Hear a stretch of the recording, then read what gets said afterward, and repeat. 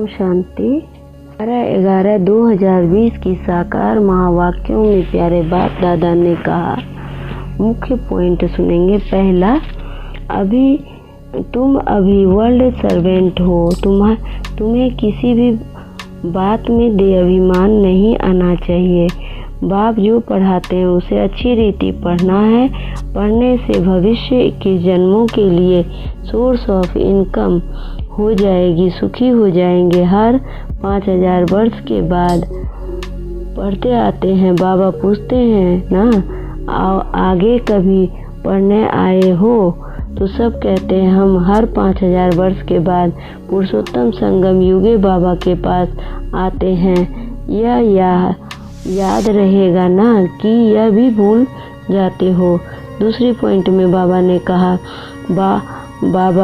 बाप भी है, टीचर भी है, सुप्रीम अक्षर तो जरूर डालना है। कभी कभी बच्चे भूल जाते हैं। यह सब बातें बच्चों की बुद्धि में रहना चाहिए।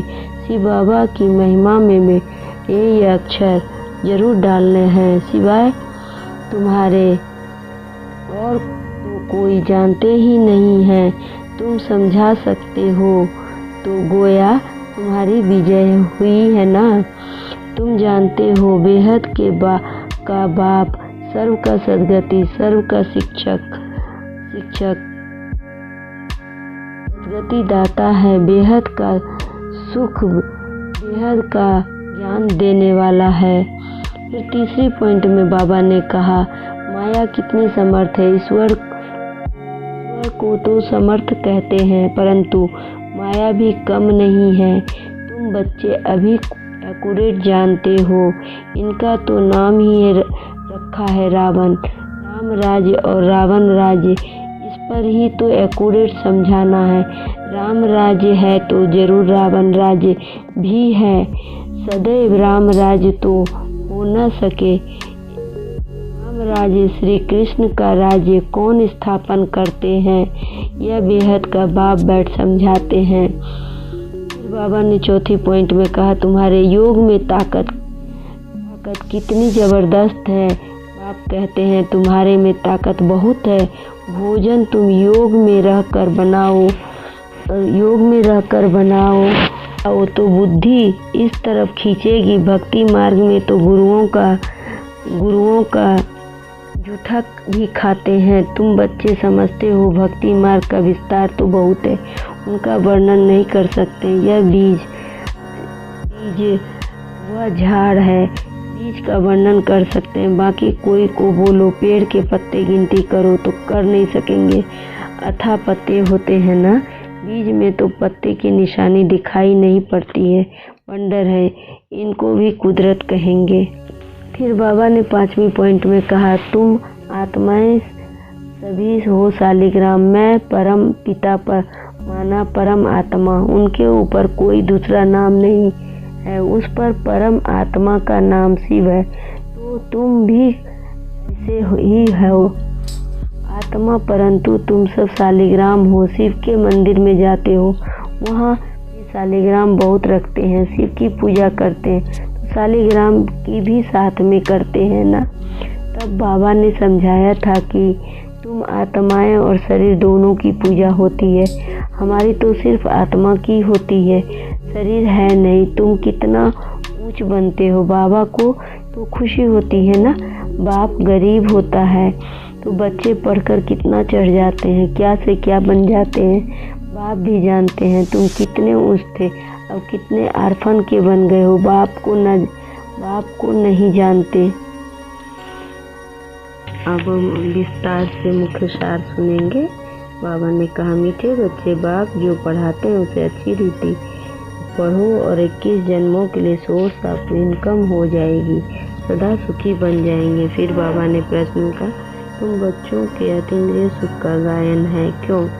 उत्तर में कहा, क्योंकि तुम बच्चे ही इस समय बाप को जानते हो। तुमने ही बाप द्वारा सृष्टि के आदि मध्य अंत को जाना है।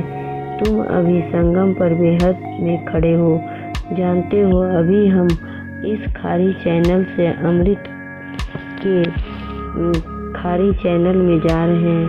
हमें स्वयं भगवान पढ़ा रहे हैं। ऐसी खुशी ब्राह्मणों को ही रहती है, इसलिए अतीन्द्रिय सुख तुम्हारा ही गाया हुआ है। लास्ट में बाबा ने कहा, अभी हम अमरपुरी के मालिक बन रहे हैं। तुम बच्चों को सदैव खुश हर्षित मुख रहना चाहिए।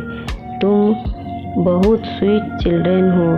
बाप हर 5000 वर्ष के बाद उन्हीं बच्चों से आकर मिलते हैं तो जरूर खुशी होगी ना। हम फिर से आए हैं बच्चों से मिलने। अच्छा, मीठे मीठे सिकिलदे बच्चों प्रति माता पिता बाप दादा का याद प्यार और गुड मॉर्निंग। रूहानी बाप के रूहानी बच्चों को नमस्ते।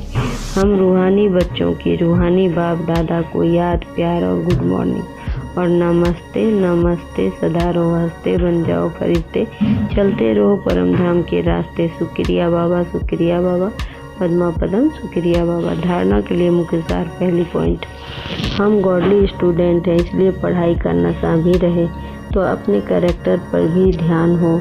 एक दिन भी पढ़ाई मिस नहीं करनी है। देर से क्लास में आकर टीचर को इंसल्ट नहीं करना है। दूसरी पॉइंट, इस विकारी चीची दुनिया से नफरत रखनी है। बाप की याद से अपनी आत्मा को पवित्र सतो प्रधान बनाने का पुरुषार्थ करना है। सदैव खुश हर्षित मुख रहना है। वरदान में बाबा ने कहा, अंत वाहक शरीर द्वारा सेवा करने वाले कर्म बंधन मुक्त डबल लाइट भव। अंत वाहक शरीर द्वारा सेवा करने वाले कर्म बंधन मुक्त डबल लाइट भव। स्पष्टीकरण, जैसे स्थूल शरीर द्वारा साकारी ईश्वरीय सेवा में बिजी रहते हो ऐसे ही अपने आकारी शरीर द्वारा अंतवाहक सेवा भी साथ साथ करनी है। जैसे ब्रह्मा द्वारा स्थापना की वृद्धि हुई, वैसे अभी आपके सूक्ष्म शरीर द्वारा शिव शक्ति के कंबाइंड रूप के साक्षात्कार और संदेश मिलने का कार्य होना है। लेकिन इस सेवा के लिए कर्म करते भी किसी भी कर्म बंधन से मुक्त सदा डबल लाइट रूप में रहो। फिर स्लोगन में बाबा ने कहा, मान के त्याग में सर्व के माननीय बनने का भाग्य समाया हुआ है। मान के त्याग में सर्व के माननीय बनने का भाग्य समाया हुआ है। ओम शांति, ओम शांति।